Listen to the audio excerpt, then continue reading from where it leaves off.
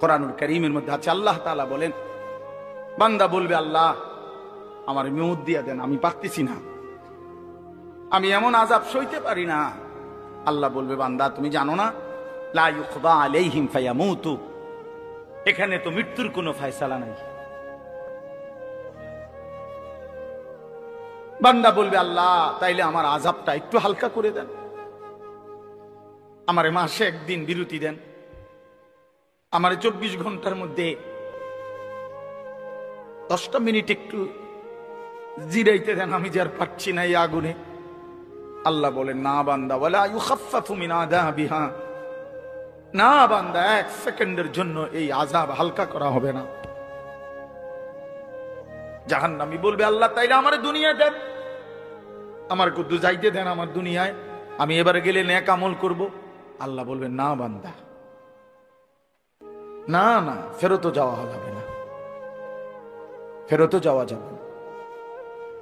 ওয়ানাদাউ ইয়া মালিকু লিয়াকদি আলাইনা রাব্বুক, কোরআনুল কারীমের মধ্যে আছে, জাহান্নামী আল্লাহর কাছে বলতে বলতে, নিজে আল্লাহর কাছে চাইতে চাইতে যখন হতাশ হয়ে যাবে, এবার আল্লাহকে নিজে না বলে জাহান্নামী এবার জাহান্নামের ফেরেশতাকে ডাক দিবে।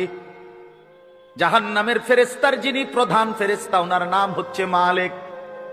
এই মালিক ফেরেশতাকে জাহান্নামী ডাক দিয়ে বলবে, ইয়া মালিক, হে ফেরেশতা মালিক, আমি তো আল্লাহর সামনে বুঝাইয়া পারলাম না, তুমি একটু বলো না তোমার আল্লাহকে, তোমার খোদাকে তুমি একটু বলো না, আল্লাহ যেন আমারে মৃত্যু দিয়া জীবনের তরে শেষ করে দেয়, আমারে এই দুঃখে দুঃখে আযাব, আমারে তিল তিল করে এই আযাব, আমি যে আর পারছি না।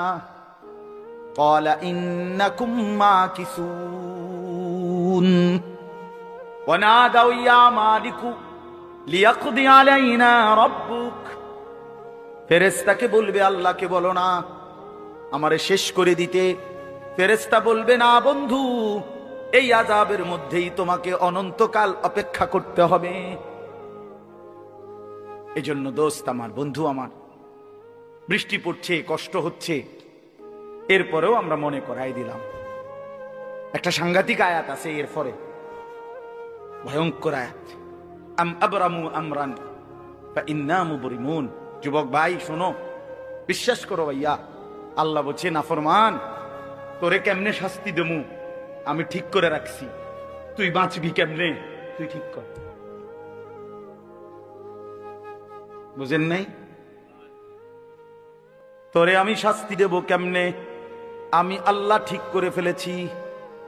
তুই নাফরমান, আমি আল্লাহর হাত থেকে বাঁচবি কেমনে, তুই বান্দা ঠিক কর। পারবেন তো? কথা বলেন না কেন? এই নওজোয়ান, পারবা তো আল্লাহর সাথে? পারবা, পারবা, হ্যাঁ, জোরে মোটরসাইকেল চালাইবা, হাসরের ময়দানে জোরে টান দিবা মোটরসাইকেল। আল্লাহ আমাদেরকে মাফ করে দেন। আমার ভাই চেহারা দেখলে বোঝা যায় ভাইয়া আমি সাফ সাফ কথায় বিশ্বাসী। এই নওজোয়ান, এতগুলো ছেলে দেখলে বুঝাই যায় নামাজ পড়ছো না অনেকেই, অধিকাংশ চেহারাই প্রমাণ করে ভাইয়া। কেন জিন্দেগি নষ্ট করে দিচ্ছ, কেন জীবন শেষ করে দিলা? রাসূলুল্লাহ সাল্লাল্লাহু আলাইহি ওয়াসাল্লাম শেষ পৃথিবী থেকে জিবরাইল দাঁড়ানো, আজরাইল দাঁড়ানো, এখানে আম্মাজান আয়েশা নবীজির স্ত্রীর বুকে মাথা দেওয়া নবীজি সাল্লাল্লাহু আলাইহি ওয়াসাল্লাম আর নড়তে পারে না, শরীরটাই নাড়াইতে পারতেছে না, আর শেষ অবস্থা। আল্লাহ নবী সাল্লাল্লাহু আলাইহি ওয়াসাল্লাম আয়েশা রাদিয়াল্লাহু তাআলা আনহাকে বলছে, আয়েশা, জিবরাইল আজরাইল দুইজনই আমার সামনে, আমি চলে যাচ্ছি আয়েশা আমার মালিকের কাছে, এই এখনই আমার রূহ কবজ করবে। আমার উম্মতের জন্য আমার আখিরি ওসিয়ত, আমি মৃত্যু পথযাত্রী হিসাবে শেষবারের মতো তোমার মাধ্যমে আমার উম্মতকে বলে গেলাম, আসসালাত, আমার উম্মতরে বইল নামাজ ঠিক রাখতে। আরে বেটা, ডাকাই তো যে হয়, ডাকাই 100 খুনের ডাকাই তো যে হয়, সেও তো তার বাবার মৃত্যুর সময়ের কথাটাকে কদর করে। পাষাণ পাষাণ যদি বাপ হয়, সন্তানও হয়। আমার আব্বা মরার সময় কইয়ে গেছে আমার এটা, আমার মা মৃত্যুর সময় আমার এটা বলে গেছে, মৃত্যুর সময় বলে গেছে। আল্লাহ নবী সাল্লাল্লাহু আলাইহি ওয়াসাল্লাম তো ইন্তেকালের মুহূর্তে এই কথাটা বলে গেছে, উম্মত নামাজ ঠিক রাখো। পাকিস্তানের বিশ্ববিখ্যাত বুজুর্গ হযরত মাওলানা তারেক জামিল সাহেব তিনি বলছেন বয়ানে, হাসরের ময়দানে আল্লাহ তাআলা নবীর উম্মতের আমলনামা নবীজির সামনে রাইখা খুলবে। নবীজি সাল্লাল্লাহু আলাইহি সাল্লামের উপস্থিতিতে আমাদের প্রত্যেকের আমলনামা আল্লাহ তাআলা খুলবেন, দেখাবেন। তো নবী সাল্লাল্লাহু আলাইহি সাল্লাম যদি আমলনামাটা নিয়া ভাইয়া পৃষ্ঠার পর পৃষ্ঠা নামাজের সেজদা না দেখে 365 দিনের একটা বছরে কোনো দিন তুমি ফজরের নামাজ একদিনও পড়ো নাই, আল্লাহর নবী খোদার কসম তিনি বলছেন আল্লাহর নবী নিজে চাদর সরায় ফেলবে পিঠ থেকে। নবী চাদর সরাইয়া পিঠ দেখাইয়া বলবে, উম্মত তুই আমার পিঠটা দেখ, আমার পিঠটা তায়েফের পাথরের আঘাতে চালনির মতো ছিদ্র ছিদ্র হয়ে গেছে। আমি এতটা কষ্ট করে তোর কাছে দিন দিয়ে গেছিলাম, আমার 23টা বছরে আমি পেটে পাথর বাঁধছি, বুকে পিঠে আঘাত সয়েছি, দান দান শহীদ করেছি, আমার ঘরের চুলায় 3 মাস লাগাতার কোনোদিন আগুন জ্বলে নাই, আমি অভুক্ত থেকেছি কত রাত, আমি কতদিন খাই নাই, আমি দুয়ারে দুয়ারে কালেমার ফেরি করছি, আমারে পাথর মারছে, আমারে উটের পচা নারী ভুরি আমার পিঠে চাপায় দিছে, আমারে গামছা লাগাইয়া টাইনা হেসরাইয়া কাবার সীমানার থেকে টেনে বের করে দিছে। এত কিছুর বিনিময়ে উম্মত আমি কষ্ট করে এতটা কষ্ট করে দিন পৌঁছিয়ে গেলাম, বিনিময়ে এটা কি আমলনামা নিয়ে আসলাম? আমি কেমনে সুপারিশ করতাম? কেমনে?